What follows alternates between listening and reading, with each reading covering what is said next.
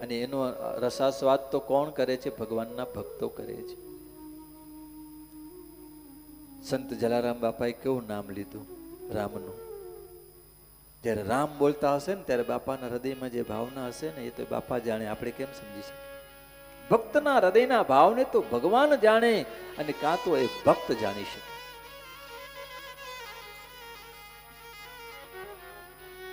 અને એમાંય આજે બાપાની તો જન્મ જયંતિ છે, જન્મ દિવસ.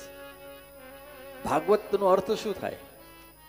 ભાગવત એટલે કે જેમાં ભગવાનની અને ભગવાનના ભક્તોની કથા છે, એનું નામ છે ભાગવત.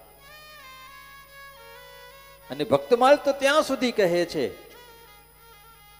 કે જ્યારે કોઈ સંતોના ચરિત્ર, જેમ કે ભગવાનની કથા થતી હોય તો ભગવાનના ભક્તો એને સાંભળવા આવે, પણ જ્યારે ભગવાનના ભક્તની કથા થતી હોય તો એને ભગવાન સાંભળવા આવતા હોય છે, ભગવાન સાંભળે છે. એવા બાપા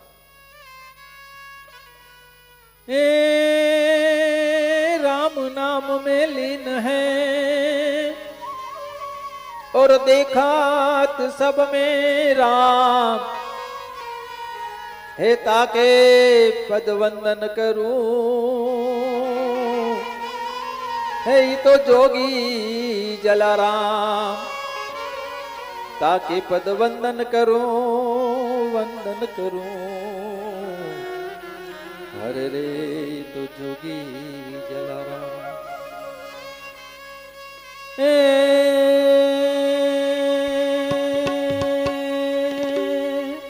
जलियाण तारा झूपड़े योगी बनीने आवियो,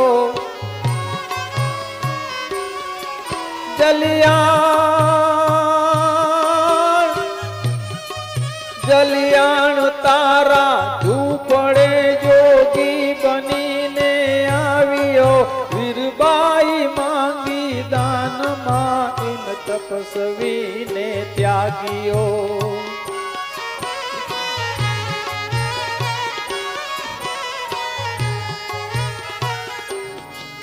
जलियाण तारा झूपड़े योगी बनीने आवियो, वीरबाई मांगी दान माई तपस्वी ने त्यागियो. दात भाग्यो भगत थी पहुंचा भार्यो भार से, धन धन भूमि सौराष्ट्रनी वंदन हजारो वार छे, धन धन भूमि सौराष्ट्रनी वंदन हजारो वार छे.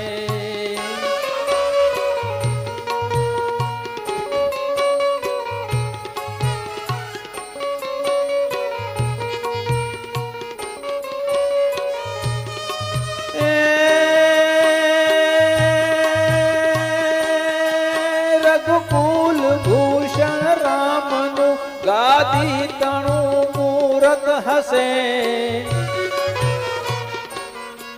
रघुकुल भूषण रामनु गादी तणु मूरत हसे, आज्ञा पितानी पारवाए विकट वन मां जय वसे, जागे सुतो अवतणो सीता वसे सहवास मां,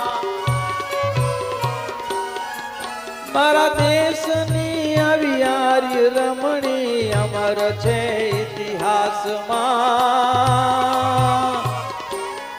हे मारा देशनी अवियारी रमणी अमर छे इतिहास मां, अमर छे इतिहास मां. वीरबाई मांगी दान मां इन तपसी ने त्यागियो, वीरबाई मांगी दान मां इन तपसी ने त्यागियो, इन तपसी ने त्यागियो. बोलो संत जलाराम बापा की. ગામનું નામ છે વીરપુર, અને એમાં એમ કહેવાય છે કે 600 વર્ષ જૂની કથાની કથા છે. અને એ વીરપુર ગામમાં 600 વર્ષ પહેલાની વાત. એમાં એક યોગી રોજ 20-30 માણસોને રોજ જમાડે. 20-30 જણા જમે અને એ બાપુ આખા ગામમાં કોઈ અભ્યાગત હોય તો 20-30 જણા એને ત્યાં આવીને પછે છે. પછી કોઈકે પૂછ્યું કે બાપુ આપ 20-30 જણને જમાડો છો, પણ આપ જતા રહેશો તો પછી શું થશે? તો એ મહાત્મા એમ કહેવા લાગ્યા કે ચિંતા ન કરશો. ચલમ પીતા હતા અને એક ઘૂંટડો લઈને પછી કહેવા લાગ્યા કે મારા ગયા પછી તમે એવું થશે કે અહીંયા એક સમય આવશે, એવો સાધુડો આવશે કે હું અત્યારે તો 20-30 ને જમાડું છું, પણ એક સમય એવો આવશે કે ત્યાં હજારો અને લાખો લોકો જમશે, એવો સાધુ અહીંયા આવશે. અને એ જે આશીર્વાદ આપનારા જે મહાત્મા હતા ને, એનું નામ છે વીરપરાનાથ. અને વીરપરાનાથ વીરપુરમાં, એના ઉપરથી વીરપુર નામ પડ્યું છે. એ વીરપરાનાથ એવો એક સાધુ આવશે કે જે હજારો, આજે તો 20 લોકો જમે છે, હજારોને જમાડશે, લાખોને જમાડશે.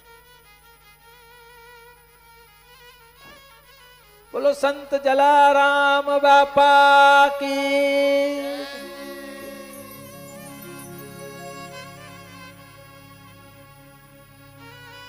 ફરીને જલિયાણ તારા ઝૂંપડે યોગી બનીને આવ્યો.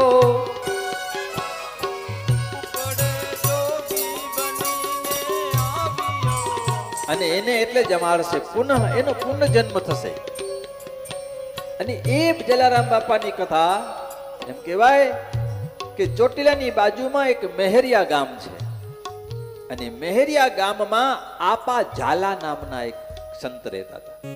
એનું નામ ઝાલા, આપા ઝાલા, મહેરિયા ગામ. અને પેલા જે સંત હતા ને, વીરપરાનાથ, જેણે 600 વર્ષ પહેલા આગાહી કરેલી, ભવિષ્યવાણી કરેલી. અને આજે તમે વીરપુરમાં જાઓ ને, તો જે વીરપરાનાથનો જે ઓટલો છે ને, એ ઓટલો આજે પણ છે એ સ્થાનમાં જ્યાં જમાડતા હતા. એ વીરપરાનાથના પહેલેથી આશીર્વાદ અને ભવિષ્યવાણી. એક યોગી આવશે કે લાખો લાખોને જમાડશે, એનો જન્મ થશે. અને એ ચોટીલા સાથે સંબંધ રાખે છે. એક સામળસા રબારી હતા અને એમને ત્યાં એક આપા ઝાલા નામના એક સંતનો જન્મ થાય છે. યુવા અવસ્થામાં થયા એ આપા ઝાલા યુવાન હતા અને નક્કી કર્યું કે મારે સમાધિ લઈ લેવી છે. સમાધિ લેવા જાય છે નાની ઉંમરમાં. તો બધા એના માતા પિતા, સગા સંબંધી જે બીજા હતા, એ કે આપ જાઓ છો તો અમારા સ્નેહીજનોનું શું થશે? એ કે શું થાય, પરમાત્માની એવી આજ્ઞા છે, શરીર છોડવું પડે એમ છે આ જન્મની અંદર, પણ ચિંતા કરશો નહીં, ભવિષ્યમાં હું આવતા જન્મમાં વીરપુર ગામમાં જલારામ તરીકે હું જન્મ લઈશ. વીરપુર ગામ. અને એને વચન આપ્યું એ યોગી પુરુષે આવ્યું. અને એ વીરપુર ગામમાં એ આપા ઝાલા એટલે કહે છે કે ઝાલા, એ ઝાલા તું જલા થયો, ઝાલા તું જલા થયો, ને જલા થયો તું અલા. ઝાલા તું જલા થયો અને જલા થયો અલા. નક્કી કર્યું કે હું જલારામ બનીને વીરપુર ગામમાં આવીશ. આવા મહાપુરુષ. અને એ વીરપુર ગામમાં એમનો જન્મ 1856માં થયો. કારતક મહિનો, શુક્લ પક્ષ અને સાતમની તિથિ હતી. અને એ દિવસે સોમવારે અને માતૃશ્રી રાજબાઈ માતા, અને રાજબાઈ માતાને અભિજીત મુહૂર્ત, જે ભગવાન રામજીનું જે પ્રાગટ્ય જેમાં થયું ને, એ જ મુહૂર્તમાં અભિજીત, ભક્ત અને ભગવાન. અરે ભક્તનું ચરિત્ર જ્યારે ગવાતું હોય ને, ત્યારે ભગવાન બહુ હરખાતા. વિચારો, ભગવાન સાંભળવા આજ તમારા હૃદયમાં તમે નથી સાંભળતા, પણ તમારા હૃદયમાં બેસીને મારો રામ સાંભળી રહ્યો છે. જલારામનું ચરિત્ર, જલારામનું ચરિત્ર તો રામ સાંભળે, જલારામનું ચરિત્ર તો કૃષ્ણ સાંભળે, ભક્તોનું ચરિત્ર ભગવાન સાંભળે. પ્રાણ થકી મને મારા વૈષ્ણવ વહાલા.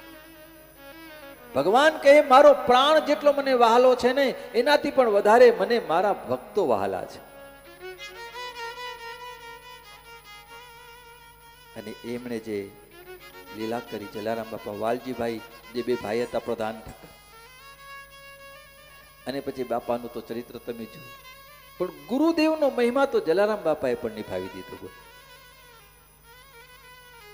નાનપણથી જ તે જ તો છુપું રહેતું નથી. જન્મ જન્મના સંસ્કારો તો ભક્તિના ભક્ત બીજ પલટે નહીં. જો જુગ જાય અનંત ઊંચ નીચ કુળ ઉપજે પર રહ્યો સંત કો સંત. એ જ બીજડા વાવેલા હતા પેલેના ભક્તિના ભક્તિ. છતાંય ગુરુદેવના આશ્રમમાં ગયા હતા, ભોજલરામ બાપાને ત્યાં, અને ભોજલરામ બાપાની સેવા કરતા હતા.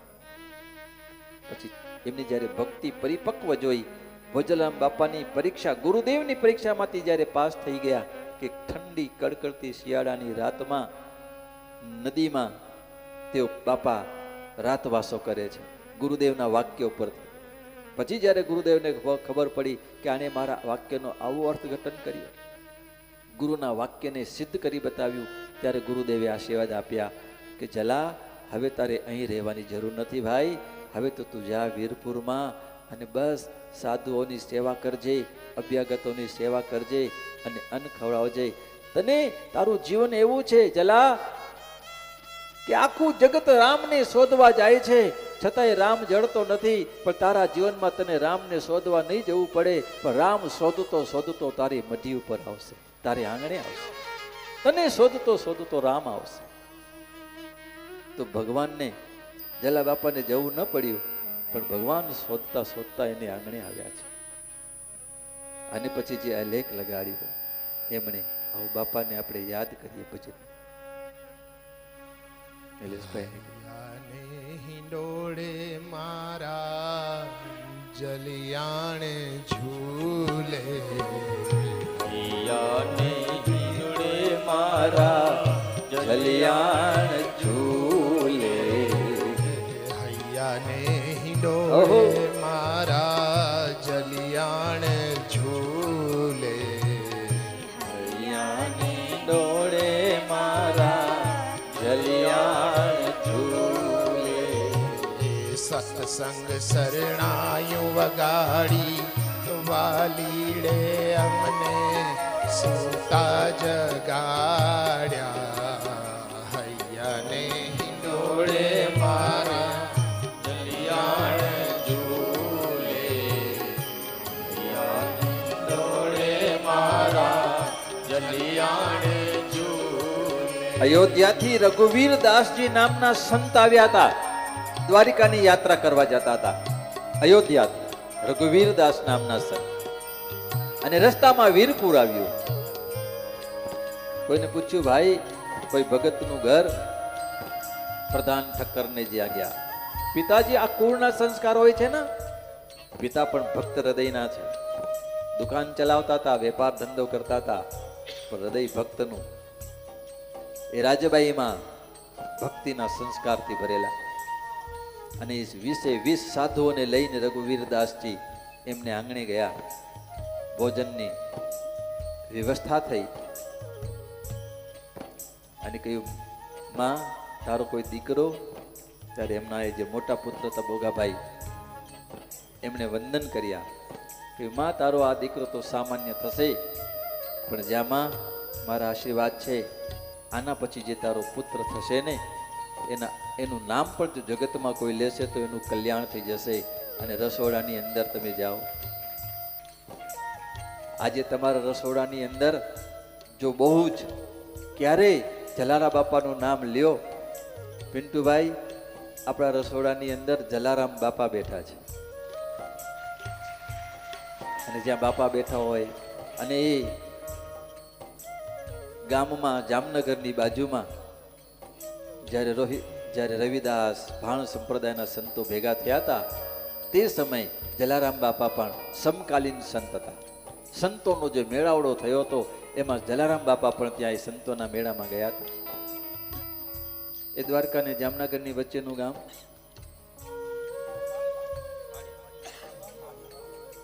ખંભાળિયા. અને અહીંયા મોટો મેળાવડો થયો હતો અને મોટા દુનિયાભરના સાધુ સંતો આવ્યા. ત્યારે રવિ સાહેબને દરેક સાધુ સંતોની સેવા આપી હતી. બાપાએ પૂછ્યું, મને કોઈ સેવા આપો? ત્યારે કહ્યું, બાપા તમારી એક જ સેવા, આ સાધુ સંતોના જે ભંડારા થાય ને એ ભંડારાની સેવા તમારે કરવાની. ભંડારામાં તમે જાઓ, બધાને જમાડો. કેમ કે જાણતા હતા કે બાપાના હાથમાં પદ્મ છે, જેટલું જમાડે ને એનાથી અનેક ગણું એનામાં વધતું જ જાય, ક્યારેક ખૂટે નહીં. જેટલું જાય એનાથી અનેક ગણું. 100 રૂપિયાનો ખર્ચ થાય ને તો 1 લાખ રૂપિયા વધારે આવી જાય. જેટલો ખર્ચ થાય એનાથી 1 લાખ વધારે. એવા બાપાનું યશ. અને એમણે સેવા કરી અને એ બાપાનો જન્મ થયો એક સંતના આશીર્વાદથી. અને એ બાળકનો જ્યારે જન્મ થયો, સંત જલારામ બાપાનો, ભાવથી બોલીએ જલારામ બાપા કી. અને એક યોગી પુરુષ જુનાગઢથી શોધતા એ વીરપુરમાં આવે છે. માને કહ્યું, માં તારો લાલો ક્યાં છે? જેમ મહાદેવ ગયા ને એમ લાલો. અને જલારામ બાપા ત્યારે બહુ નાની ઉંમરના, અને યોગી એને દર્શન આપ્યા. યોગીએ એમના દર્શન કર્યા. બસ માત્ર એટલું કીધું, બેટા મને ઓળખે છે ને હું કોણ છું? મને ઓળખે છે ને? બસ આટલું જ વાત કરી અને યોગી જતા રહ્યા. અને બાપા કેવા કેવા મહાપુરુષો, ગંગા યમુના સરસ્વતીને ત્યાં સ્નાન કરવા જવું નથી પડતું. અરે ગંગા ને યમુના જેવી પણ વીરપુરમાં આવીને જલારામ બાપાની ઝૂંપડીએ, જલારામ બાપાના ગામમાં ગંગા ને યમુના આંટા મારે છે. એવા કેટલાયના દર્શન થયા. જો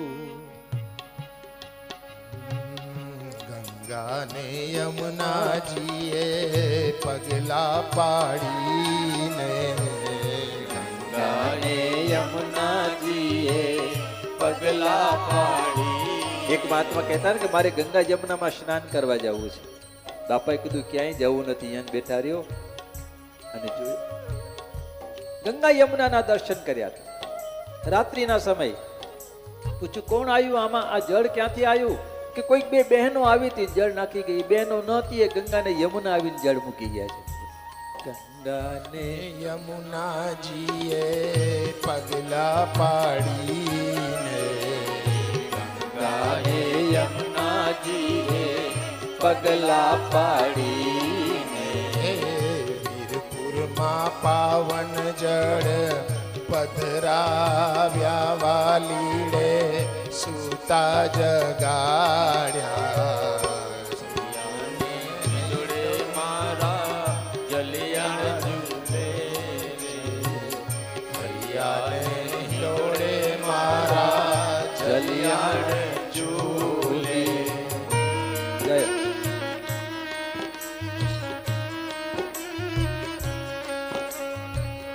હૃદયમાં ધારણ કરો, બાપાનું સ્મરણ થોડું કરી લ્યો. રામનું નામ લઈએ તો બાપા રાજી થઈ જાય, અને જલારામ બાપાનું નામ લ્યો તો મારો રામ રાજી થઈ જાય. બોલો કોનું નામ લેવું? જલારામ બાપાને રાજી કરવા હોય તો રામ બોલવું પડે, અને રામને રાજી કરવું હોય તો જલારામ બોલવું પડે. ઓહો, જોડીને ધોકો મારા પ્રભુએ આપ્યા, જોડીને ધોકો મારા પ્રભુજીએ આપ્યા, જોડીને ધોકો મારા પ્રભુજીએ આપ્યા, જોડીને ધોકો મારા પ્રભુજી. આજ પહેલી વાર તમને એક વાત કરું, મારી ખાનગી વાત કહેવાની ઈચ્છા થાય છે. કેમ કે કારતક મહિનો, સાતમની તિથિ અને જલારામ બાપાની જયંતિ. હું વ્યક્તિગત રીતે કહું, લગભગ 13 થી 14 વર્ષની જ્યારે આ શરીરની ઉંમર હતી, ત્યારે મારા જીવનમાં એ નાની ઉંમરનીમાં જો જીવનમાં ભક્તિના ફણગા ફૂટ્યા હોય તો એ સંત જલારામ બાપાની કૃપા. હું 13 વર્ષનો અનુભવ આજ તમને પહેલી વાર કહેવા જઈ રહ્યો છું કે નાની ઉંમરની અંદર તમને ઘણા બધાને ખબર હશે, જ્યારે અમારા મોટા ભાઈ હતા, એમણે એક મેગેઝિનમાં નામ નોંધણી કરાવી. મહિને મહિને મેગેઝિન આવતું, એનું નામ છે જલારામ જ્યોત. આજે આવે છે કે નહીં ખબર નહીં, પણ એ બહુ જૂનું. હું તો તમને કેટલી જૂની વર્ષ, અત્યારે તો અમે 63 પહોંચ્યા છીએ, પેલા 40 વર્ષ થઈ ગયા ને લગભગ. એટલું જ જૂનું મેગેઝિન. અને એમાં એ મેગેઝિન વાંચતો નાનો હતો તે મેગેઝિન વાંચતા વાંચતા બાપાના ચરિત્ર અને અનેક પ્રકારના પરચાઓ અને રૂડા, એનાથી મન ભીંજાતું. મન ભીંજાતા ભીંજાતા ભક્તિમાં રસ વધારે પડવા લાગ્યો. સંતોનો સારો સારો સંગ કરતા કરતા આજ એક રૂપાએ વ્યાસ ગાદી પર બેસાડી અને આજે બાપાના ગુણ ગાવાનો અવસર. ધોકો મારા પ્રભુએ આપ્યા, છોડીને ધોકો માર્યા પ્રભુજીએ આપ્યા. મહિમા રસિકે ગાયો વાલીડા, મને સૂતા જગાડ્યા. હૈયાને હિંડોળે મારા જલિયાણે ઝૂલે, હૈયાને હિંડોળે મારા જલિયાણે ઝૂલે. વાહ. સંત જલારામ બાપા કી. અમારા નિલેશભાઈ છે ને, રોજ સત્સંગ થાય, રોજ ભજન, ક્યાંય સંગીત શીખવા ગયા નથી, ક્યાંય ગાવા ગયા નથી, અને નિત્ય સત્સંગ કરે છે ને, એટલે બાપાની કૃપા એમની ઉપર ખૂબ ઉતરી છે. સરસ મજાનું ગાયું, એના નામની તારીફ બાપા. આ ભાવ છે, ભગવાન શીખાડે. બાપાના ચરિત્રમાં પણ એક કથા એવી આવી છે. કોઈક એક ભક્ત હતા, એમના સંબંધમાં જ હતા. ભણવાનું જવાનું, બાપાએ કીધું ક્યાંય ભણવા જવું નથી, ત્યાં બેસીને સેવા કર અને ભણાવ, બસ ત્યાં જ બાપાના સમયથી તેઓ સેવા કરતા. એમાં એમનું ચરિત્રમાં નામ છે. પૂનમને અમાસ કરી નાખે ને અમાસને પૂનમ કરી નાખે, ગુંગાને બોલતા કરી નાખે. એ ભગવાનના ચરિત્ર હોય છે. બસ એક પંક્તિ ગાઈને આપણે કૃષ્ણ ચરિત્રમાં જઈશું. હે જોત રે જગાવી અમે,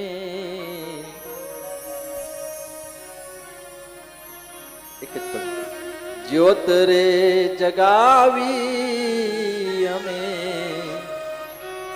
જલા તારા નામની. હે જ્યોત રે જગાવી અમે, જલા હે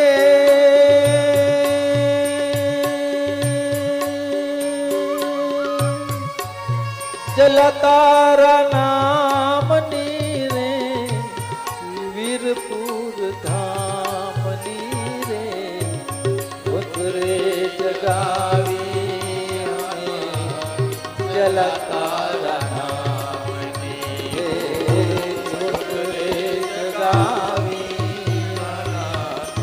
જલા તારા નામની. સંત જલારામ બાપા. તો ભક્ત અને ભગવાનના ચરિત્ર જ્યારે ભેગા થાય, એનું નામ જ ભાગવત છે. જો ભાગવતમાં સુદામાજીનું ચરિત્ર છે,